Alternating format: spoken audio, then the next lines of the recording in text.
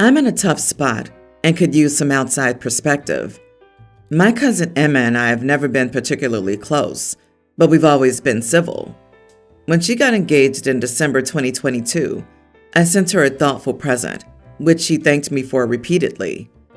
Fast forward to 3 months ago, and Emma invited me to her wedding. Living abroad and starting a new job, I made it clear that I needed advance notice to attend, and thankfully I managed to make it. Emma asked me to be a part of her wedding entry, and despite our not being very close, I agreed, hoping it would help us build a better relationship.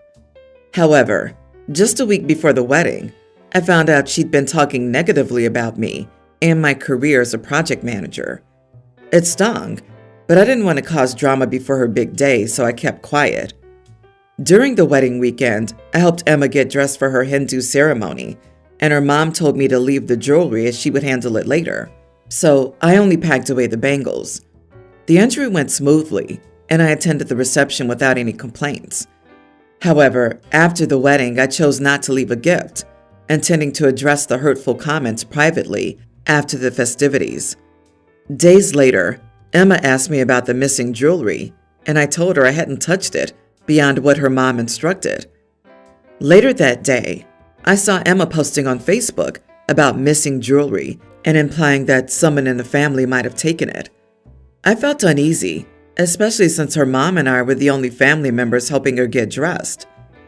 Then things escalated when her sister commented on the post, saying we didn't like her anyway. Her mom reached out to me, asking about the bangles, which made me feel like they were singling me out. Even my grandmother called, further cementing that they may have discussed me as a suspect. Finally, another cousin messaged me, saying the jewelry was found boxed up in a car. But Emma refuses to retract her accusations online because she's embarrassed. Feeling betrayed, I cut Emma and her mom out of my life. I deleted them from my socials and blocked their numbers. My grandma's upset, saying I was unfair for not explaining myself. So am I the idiot for cutting them off without explanation? Should I have handled the situation differently? Not the idiot. They said you stole. Stuff was found. They owe you a massive public apology. Tell Grandma to talk with them, as they're the only ones at fault. They sound like exactly the kind of people to go no contact with. Personally, I would shame them on their social media and then block them, but that's just me. Also, the talking negatively about your job sounds like jealousy to me. Keep them out of your life. I'd go on social media with, heard you found your missing jewelry in your own car of all places. So crazy. I also heard you were too ashamed of your wildly off-base accusations to apologize. I'm curious if you'd clear it up on social media. You know, since you were so public about your accusations, you should also rescind them publicly. Then block her so she can't delete the comment from her page and it remains there for everyone else to see. As I said before, who the heck needs enemies when you've got relatives like this? OP is a much better person than me because I'd shame her on social media too. The whole family sounds horrible if they were all willing to blame OP for something without any proof. In fact, the OP should just roast all of their bony, shriveled up butts as publicly as they all blamed her instead of just the bride. Everyone has relatives they can do without. I-20 male never really liked the first name my parents gave me, William. I grew up around kids with names I found way cooler, like Hendrix, Hunter, Orion, Forrest, River, Indigo, Ryder, etc. Not that I was the only kid with a normal or a classic name, but I would say that those with weird or unusual names way outnumbered us in my school. I was always jealous, but I always knew my mom loved my name so much, and I knew it would upset her if I tried changing it. So I never used my nickname at home, which was Jet. A part of me always wished I could just go by Jet, but I decided not to rock the boat or upset my mom. But then a year ago, my mom found out about the nickname and scolded me for using it and introducing myself to new people as Jet. She was such an idiot about it. And then she told me I should be grateful for her decision to give me a nice classic name, because look at how ridiculous my two best friends sound with their first names. And I told her I was jealous of them. She said they're jealous of me, and I was too young to see it. I told her she should try asking my best friends that, because I know for a fact they love their names. Mom called me all kinds of names and told me she would never allow me to change my name anyway. She demanded I stop going by Jet. It annoyed me so much, and after a few weeks of thinking about our argument and looking at the reasons I kept William instead of changing it to Jet, I realized she really didn't deserve that consideration, given her reaction to me having a nickname and her thinking she could just make that decision for me. I was 19 at this point. So I saved money and then petitioned to change my first name legally to Jet. I kept my middle name the same, but dropped William completely.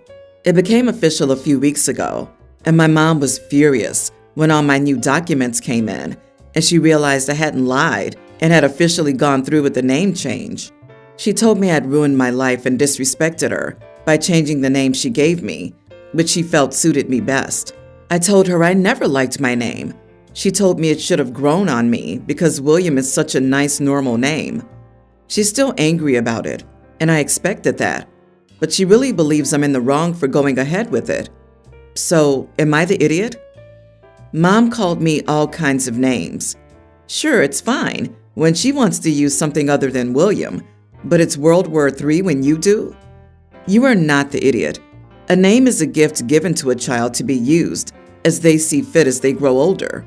It's not a gift that comes with terms and conditions. You're not an extension of your mom, nor does she have any rule over your autonomy. My uncle made my grandmother walk out of Thanksgiving one year when he pranked her that he was naming his first son Van. His last name is DeLizer. Van DeLizer? He was not, in fact, naming his son that, but he got his wife to play along with the prank, and my grandmother was ready to call the church on him. He's definitely my favorite uncle. You are the idiot. Likely an unpopular opinion, but this was an extremely childish reason to change your name. You didn't think it sounded cool? Take it from someone born with a weird name. You'll get crap about it for the rest of your life. People will not take you seriously. Finding a job will be harder. People will assume things about you, especially because you picked it out yourself. Jet sounds exactly like what a 20-year-old would pick out. Not that it's a bad name per se, but you'll get crap about it because it sounds like the main character in an edgy young adult teen fiction novel. Yeah, agree. I know a bunch of people who change their names as adults, so I keep reading to see what the new name was, and I was like, yeah, the person who picked that was definitely in his teens when he picked it. It's gonna age like a barbed wire bicep tattoo. I, 21 female, was introduced to a woman, 30s, at my younger brother's baseball game. She's related to one of the players. I have a 3-letter name, which is fortunately not common or overused, but it's not weird at all. It's easily pronounced. This woman frowned when I introduced myself and said, "What a strange name. I wouldn't name my child that." I was shocked to hear this from someone, since my name is lovely. But even worse, the woman has a very basic, overused name. Think Maddie, Kate, etc. So she's not someone who should be judging names. I laughed incredulously and said, at least my parents cared enough to come up with something original and not a name every other kid on the playground probably has. That was probably embarrassing growing up. And genuinely, I'd be embarrassed to have such a basic, boring name as this woman. No hate for people with overused names. She was very offended and started gossiping with the moms near me. My mom said I shouldn't have said that since it is a traveling team, so we have to spend the weekend with these people. But she privately agreed that the woman's name is dumb and overused and said herself, that lady's parents didn't love her enough to put some thought into her name. Am I the idiot? I'm sorry, are you really saying that having a common name indicates not being loved? What in the heck? I'm absolutely flabbergasted. Having a common name has nothing to do with love. That's just spiteful. You are the idiot. You didn't like this woman being rude and judgmental about your name, so you were rude and judgmental about her name? You were so close to being the better person here, and you couldn't.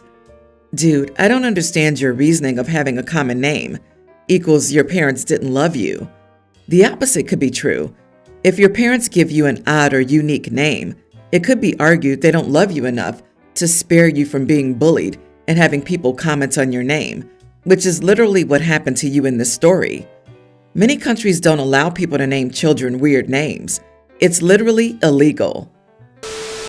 I, 45 female, broke up with my ex, 47 male, 7 years ago after being together for 12 years due to infidelity on his part. We have a tween and a toddler together. I'll explain that later. My ex has been with Nina, 29, fake name, for 4 years. So yes, my ex and I had our youngest while they were together, but ultimately she forgave him, and it's not my problem. Both my children love her. Nina's the free spirit type. She's nearly always on vacation or hiking or whatever it is that she does. She's an artist. Her hobbies don't bother me. My children enjoy going on the trips, and I like knowing they're getting those experiences. But the point is, she's flighty, irresponsible, and forgetful. You may ask how I know this. My ex texts me 9 times out of 10 when she's doing something to upset him. Usually he's in the wrong anyway, like expecting her to cancel a trip because he had hurt himself, which ended up being like a paper cut. Nina doesn't know he texted me, and I see no point in sharing. Well, my eldest recently told me that Nina's pregnant, so I congratulated her, and we spoke briefly about motherhood. I said I was surprised she's having a baby, as she doesn't seem like the motherly type. She didn't respond. Ex texted me to say I'm out of order. I said I didn't mean it to sound rude, although it's ironic he's texting me about it when all he does is complain about her. My eldest is also upset with me, claiming he heard his dad because Nina didn't tell him, and it's mean because Nina is nice. I apologized, but still no response. My friends say I've put Nina through what my husband put me through, and I'm just a nasty person sometimes. I apologized, and I just meant it as a passing comment. Am I the idiot? How on earth could saying someone doesn't seem like the motherly type to a pregnant lady be anything than off the charts rude? You're basically questioning her ability to mother while she's carrying a child? Geez, what an awful thing to say to a pregnant woman who's been helping taking care of your children for 4 years. And while taking care of her kids, including a child that resulted from their affair. You are the idiot. I believe in the moment you let your animosity towards your ex and what he did to you and your children get the best of you. Of course, all types of people can be great parents. Yes, even artsy, free-spirited types. You made a callous and spiteful statement. You probably need to expand your apology to Nina by explaining where it was coming from and what your ex did to you. Maybe you can save this situation by doing that. Nina did nothing to you. Your ex did. OP also cheated with him and had another child when he was with the other girl, so she's also in on the infidelity party they're all having. OP broke up because he cheated, then turned around and helped him cheat on another woman. That's really mature, OP. Super mature. You're the idiot for more than just that, though. My God, you and your ex suck. Nina sounds fantastic. I'm a father to a 22-year-old daughter. We lost her mom to a DUI in 2018. Her mom was very career-oriented and always pushed her to go to college and get a high-paying job. She also bought all of her clothes and made sure she looked presentable. After her mom died, her grades began plummeting out of control to the point where she risked not passing most of her classes. I had tried filling that role to give her that push, but it only made her more distant and stubborn. She grew very resentful and depressed, to where I feared I'd lose her too. It was a very emotionally turbulent period, but she eventually opened up and revealed that she felt lost because she spent her whole life following her mom's expectations, and now that she was gone, she didn't feel like she had any direction or identity of her own to go forward. After that, my main priority shifted towards helping her discover herself and find autonomy, and part of that included going to the mall and giving her the freedom to choose whatever she wanted to wear. She gravitated towards more outlandish styles than anything her mom had ever chosen for her. Fishnet, leather, plaid skirts, belts, etc., and started experimenting with vibrant hair color and styling it into a mohawk. I figured it was a phase, but she really found herself in this identity. Nowadays, she makes many of her designs and gets excited to send me pictures of herself when she makes a new fashion that she wants to share with me. This put her in a much better emotional place, but her grades never returned to what they once were. She got rejected by the colleges she had applied for, and that's around when the global issue hit, so she opted out of pursuing college. I said she could stay with me for as long as she needed, and she's still here to this day. The conflict. Her maternal grandmother called me the other day. I guess someone had posted a photo of a protest on social media that my daughter could be seen in, and that set her off on me. She claimed that I'd betrayed my daughter's memory and that her grandkids should have been graduating college this year and moving out on her own with a good man. Because she now looks like a delinquent, she's ruined any chance of having a stable life, a respectable job, or a good husband, that she's been set up for failure, doesn't surround herself with people who'll push her to grow, and will be stuck living with me. I should have taken charge instead of letting her make these decisions when she was so young, vulnerable, and confused. Her words have been eating away at me and left me questioning if there's merit. I do have doubts and worry about her being well off and having enough security for the future, and she has missed opportunities because of how she presents herself, but I'm still proud of who she's become. Am I the idiot for encouraging her and enabling her punk outlook, rather than working to set her on the more lucrative path her mother had always dreamed for her? Not the idiot. Of course, it's awful that your wife's not around to share your parenting of your marvelous daughter. Still, you have done the right thing in helping her follow her path and maintaining a good relationship with her. Your mother-in-law is exhibiting a classic case of drive-by parenting. I suspect she didn't care to help you and your daughter on your healing journey over the last 6 years. She's lost any right to comment on the destination by not sharing in that journey. It may very well be that your late wife would not have approved of your daughter's choices. Let's be honest. But one thing about being dead is that you don't get to vote. It may also be that she would have found a way to accommodate herself to the reality that you're raising a human being and not a parental aspiration. In short, well done for what you've done, and feel free to tell your mother-in-law to take her insecurities to people who care about them.